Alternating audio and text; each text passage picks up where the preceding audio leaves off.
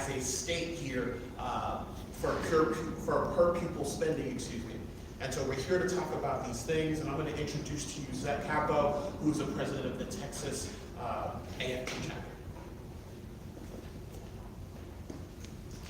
Thank you, Otis. My name is Zeph Capo. I'm proud to be the president of the Texas American Federation of Teachers, and I'm happy to be here with the Harris County Democratic Party, speaking on behalf of educators across the state of Texas. And I want to say, first and foremost, public education really should not be a partisan issue.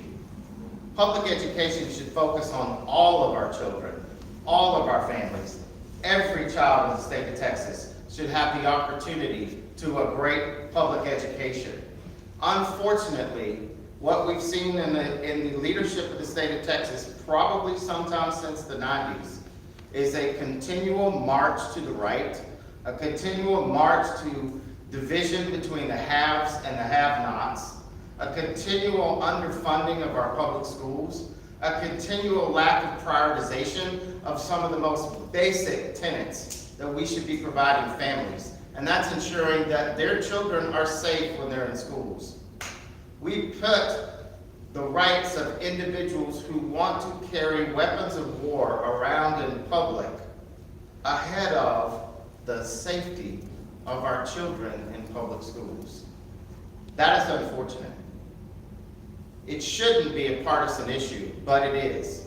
And frankly, you need to look no further than the platforms of the Republican and the Democratic Party on public education. If you want evidence, those that are out there that don't feel like we're doing what we need to be doing, those that are out there who are tired of the decisions that have been made by the party in power for the last 30 years, I say look at the platform.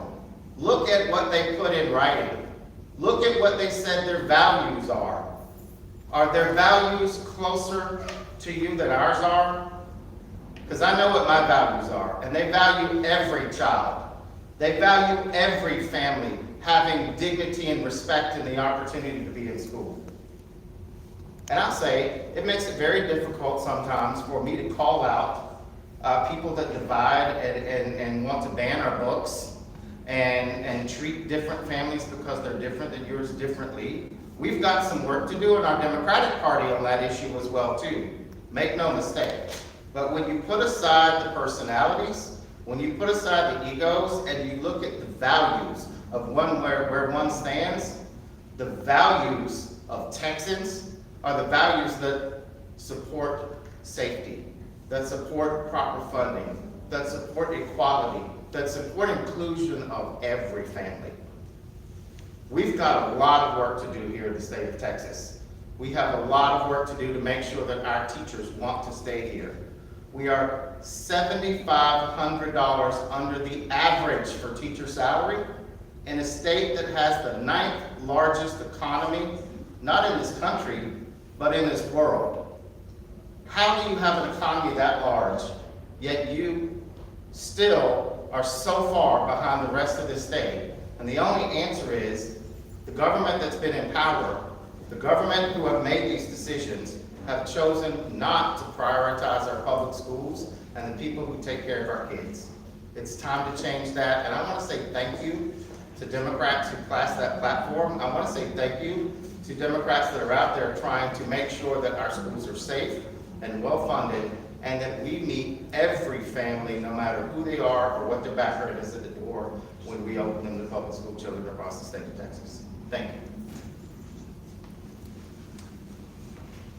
Thank you. I'm Sylvia Garcia, Congresswoman in District 29 here in the Houston area, also parts of Pasadena, South Houston, Galena Park, South Houston, and just inner city.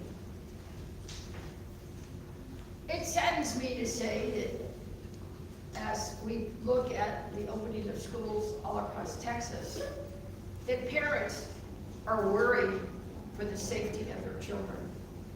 They're worried about whether or not we've done enough to keep intruders with guns, particularly automatic weapons, out of the schoolhouse.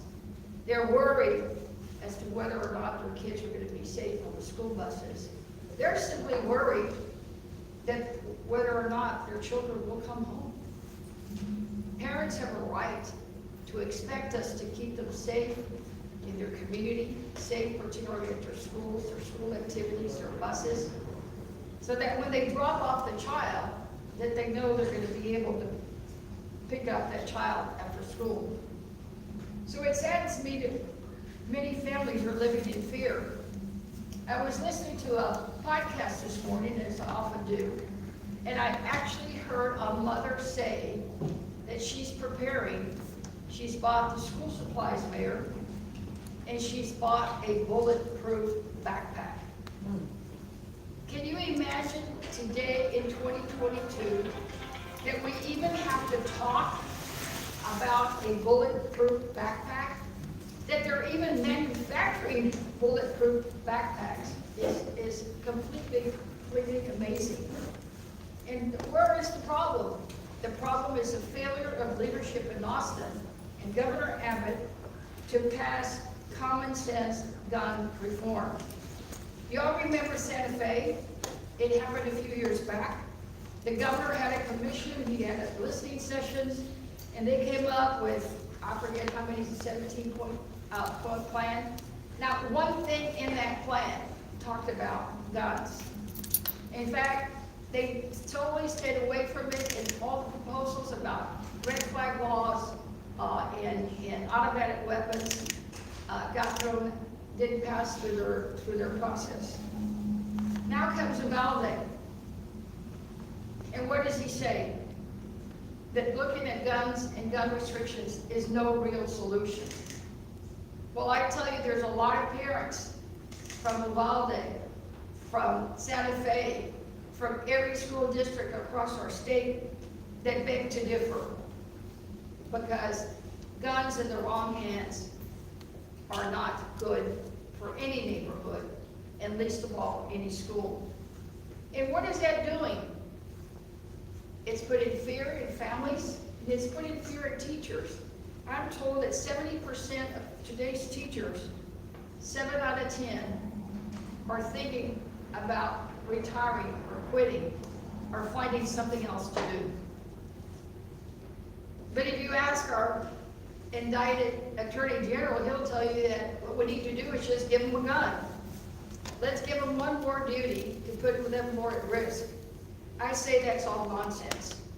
We need to make sure that we have a special session, that we deal with changing the age and raising to 21 before you can buy an automatic weapon, to pass a gun sense red flag law, and pass a gun sense background check law in Texas. I know we can do it. We're a state that's always been the leaders, not the followers. And for those who ask why should we do it, it's real simple. The life of one child is worth more than all the guns in the world. One child's life is worth more than all the guns in the world. We need change. We need change in Austin, and we're going to be about making sure we get that done. Thank you. And I yield to Mayor Turner. Thank you. Thank you, Congresswoman Sylvia Garcia. One of the main reasons why I wanted to be here is that as our kids prepare to go to school, the number one concern of parents is the safety of their kids. And we all understand it when we get it. And it only makes sense. These kids are precious. They are our children, and they are concerned about their safety. The other thing that I want to be here is that over the last several weeks, there's been a lot of focus about making sure that our school district police are prepared. I know a number of questions have gone to the superintendent. Are you ready? Are the districts prepared to safeguard their children? And we've had constables step up, and sheriff departments, HPD and others to step up to say that they are prepared to do whatever they need to do if there's some shooter that comes on their campus. And they've talked about the equipment that they have, the guns that they have, the weaponry that they have. We just saw HISD, the school board vote to purchase additional weapons for law enforcement that's patrolling their schools. And I understand that, and I get that, and appreciate the efforts of law enforcement. But what is very disconcerting for me is that we are all, seem like, reconciled to the fact that nothing is going to happen from Austin. That everything now is on local school districts and local law enforcement to protect these schools, our children, teachers, faculty. And the best way to do that is for law enforcement to quickly go in and deal with them, let's say a person who comes onto their campus. Let me just say for me, that's on the back end, that's not on the front end. The local law enforcement community, and those of us locally will do what we have to do. But that's the back end. And I hope that the people in our state will not just come to the conclusion that nothing is going to happen in Austin. And so therefore, providing guns to our teachers, providing them with the training and all of this, is this the best we can do? This is not the best we can do. There were 13 mayors from major Texas cities, and I will tell you, Democrat and Republican mayors, 13, that signed the letter, sent it to the governor, lieutenant governor, the speaker, and others, saying one thing you can do, and we were all in agreement, is raise the age from 18 to 21. You can do that. For the parents in Uvalde, for others, that would be reassuring, because that change was made in the last legislative session to lower it from 21 to 18, and then Uvalde. So what the legislature can do, and I'm speaking as the mayor of the city of Houston, was someone who was in the legislature for 27 years. Raise the age from 18 to 20, and you can do that now.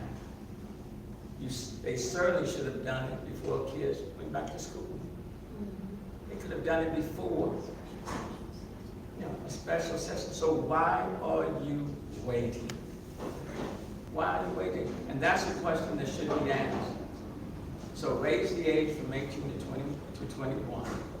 Red flag laws, you can do that. Reasonable background checks, you can do that.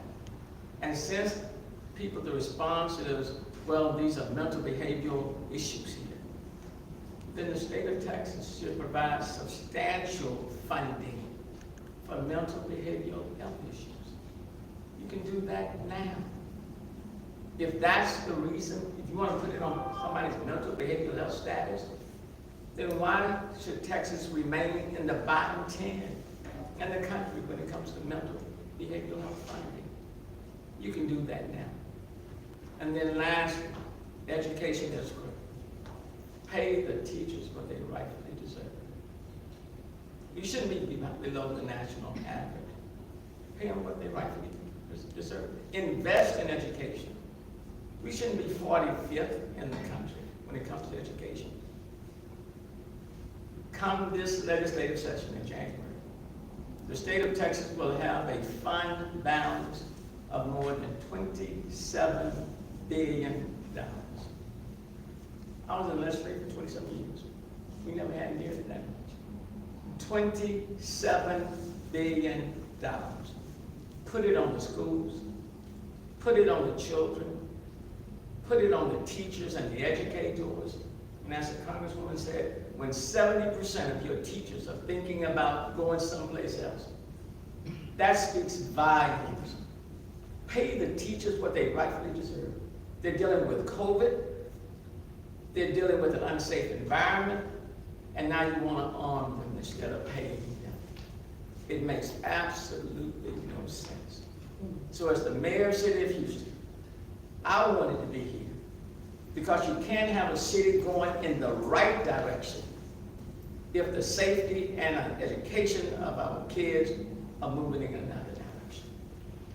So if you really want to protect these kids, instead of lowering the age where an 18-year-old can get an assault weapon, raise it back up. and do it now. Now let me yield to the Congressman on the 9th Congressional District, Congressman Alford. Thank you very much, Mayor. I thank my colleague, Ms. Garcia, as well. She has been a champion on these issues, and I associate myself with her comments. The mayor has been a part of the avant-garde as well. I associate myself with your comments. But to the governor, I say this. In the name of the 19 babies who were murdered, in the name of the 19 babies who were murdered, Governor, call a special session. In the name of the 2 teachers who were murdered, Governor, call a special session. These are special circumstances. That's what a special session is for. In the name of justice for those who have lost their lives, including those at the Walmart store, more than 20 persons in the state of Texas, call a special session, Governor. Governor, your failure to call a special session, and if someone else should die under similar circumstances, that blood will be on your hands, Governor. Enough now. You have the power. We elected you to exert your power, to use your power. We didn't elect you to go along to get along, to put the next election ahead of the lives of people in this state. You're wrong, Governor. I'm looking in the eye of the camera. I want you to know you're wrong for what you're doing. It's time for you to call a special session. And it's also time to put away this inane, nearly insane idea that teachers ought to be the defenders. You had more than 100, 200, 300 officers out there, had body cameras, had helmets, had protected vests, had long guns. Took them more than an hour to go in. And you expect a teacher with a handgun to do what armed persons with long guns and helmets and body armor didn't do? Teachers should be allowed to teach, Governor. This is what we hire them to do. We don't train them to do what police officers get extended training to do. Not just a few hours or a week or two and give them a handgun. This insanity has got to stop. It has evolved into fatuous folly that is unacceptable. And Governor, the blood is going to be on your hands. You are responsible now because you have the power. And you refuse to use the power to save lives. I've gotten to a point in my life now where it really doesn't matter about the next election. What matters about what's happening right now to these babies and those people in your volume. So take me out. If you can't speak truth to power, you ought not have the power to speak truth to power.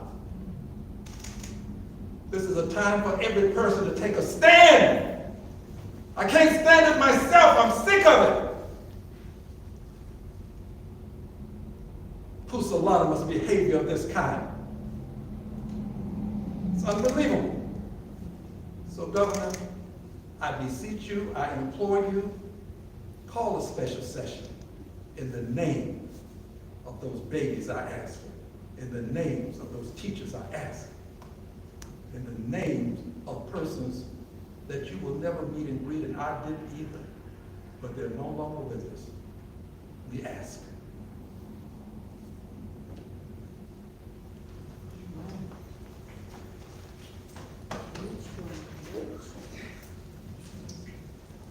Good afternoon. My name is Aisha Davis, and I proudly serve on the Texas State Board of Education, representing District 13.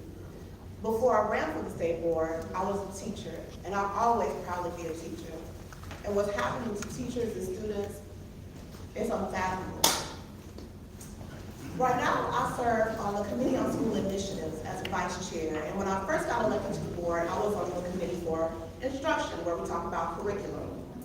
But that's not what I want to talk about today, about how Republicans are trying to tear apart our curriculum and tear apart our history and take away all of those good ideas that students need to know that makes the fabric of America. Today I'm here as students across Texas start school or have already started school. to put out a clarion call to our governor and to all of our Republican leaders across the state. I'm here to say, you are willfully playing politics with our children, with our teachers.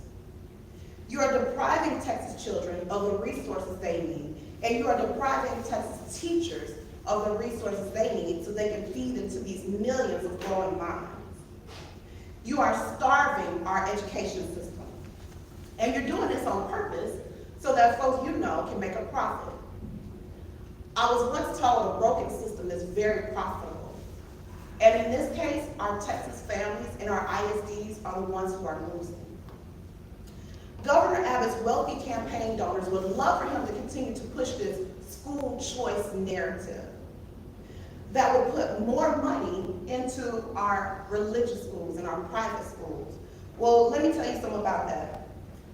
I'm not against religious schools or private schools, but what I am for are well-funded ISDs, teachers who don't have to come out of their own pockets to provide for all the different resources and everything a child needs to be successful, and schools that have lights on, schools that have resources, schools that can provide everything that a child needs to be successful. We have school districts like Devers ISD that's not too far from here that have to move to a 4-day work week. We have more districts who are picking up on that as well because the funding is not available to be able to do what they need to do in 5 days and adequately pay our teachers. Greg Abbott and his Republican buddies call teachers government employees as a way of demeaning them. Well, you know what, Governor Abbott? Myself and the rest of those government employees are actually heroes.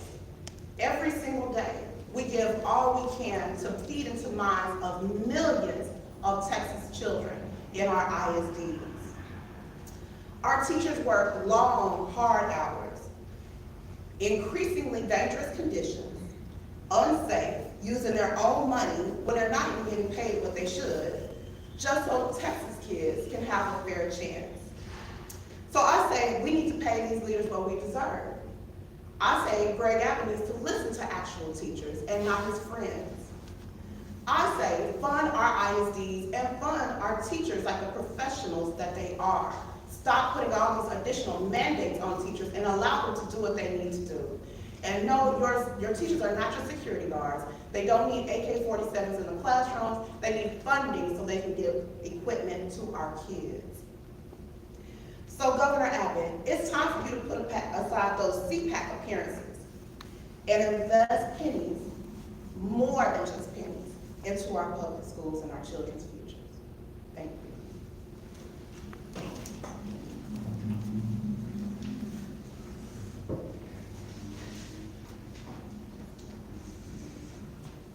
So you've seen a consistent theme here from what our Harris County delegation has said to Aisha, who this issue is so important to her that she drove all the way from Dallas to talk about this.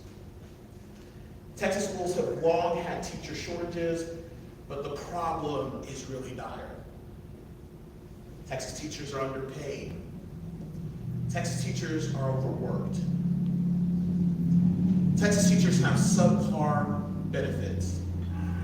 Texas teachers are worried about their health and their safety. Texas teachers feel attacked by geopoliticians and MAGA Republicans. Texas public schools are drastically underfunded. That's not because of the Democratic Party. That's because of Republican leadership who refuses to put our future first. We can't continually talk about the future, and how well equipped we want them to be when literally the future is being taken away. It's time for Governor Abbott to call a special session. Just like Congressman Al Green said, there's a reason why it's called a special session. It's for special circumstances. Time and time again, we have seen the Republican leadership in this state fail us. We went through a once in a 500-year flood and refused to use the rainy day fund. 19 kids were gunned down in an elementary school, and countless numbers of teachers You know what the governor said he did? He called for the House and the Senate to have a special committee to look into the situation. That's what this governor did. But I don't want to keep talking about what Republicans aren't doing. I want to talk about what Democrats are going to do once we elect Beto O'Rourke as governor, we elect Mike Collier as lieutenant governor, and we elect Rochelle Garza as attorney general. We have to address the backsliding play. We've got to adjust for inflation and give teachers what they deserve and what they've earned over these years. We have to increase funding for mental health resources. You know, I find it very funny the governor kept talking about mental health. In April, he took away $211 million away from the very state agency that deals with mental health. We have to take action to lighten the load for workers who have kept our schools running during the pandemic. Do you all know that there is going to be classrooms this fall with no teachers in it? How are kids supposed to learn? There won't be any educators. You take away their books, you take away their resources. Teachers have to fund their own materials in their classrooms. That's not a state that I want to live in, and that's not the future of Texas. We have to allow teachers to teach the truth. You cannot be afraid to look side by side and say, this person looks different than me, so let's not teach about their history. We can't continue to distract teachers and equip them with lies when we know that this is not going to help the future of Texas. We have to ensure teachers receive their pensions and social securities they need to survive and thrive during retirement. There's going to be a $27 billion surplus in next year's legislative session. Retired Texas teachers hope to secure the first increase in their monthly pension checks in a decade. In a decade. Gas was at $5 a gallon. Supplies are right, the cost of supplies are rising every day. And we still haven't increased the pensions of retired teachers in a decade. When the Texas legislature reconvenes, though it remains unclear, they're not going to secure the necessary support for retired teachers. Teachers deserve safe working conditions, fair pay, reasonable workloads, a secure retirement, but most of all, our educators and our students deserve respect. That's the least we can do with the Republican leadership in power. You guys got any questions?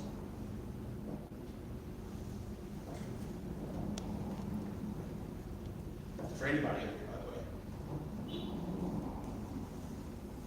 Thank you. No questions? All right. Thank you all so much. We appreciate you for coming. Thanks, you all. Feel free to shoot me an email. I get to you at Starcraft if you have any questions. Thank you for coming, guys.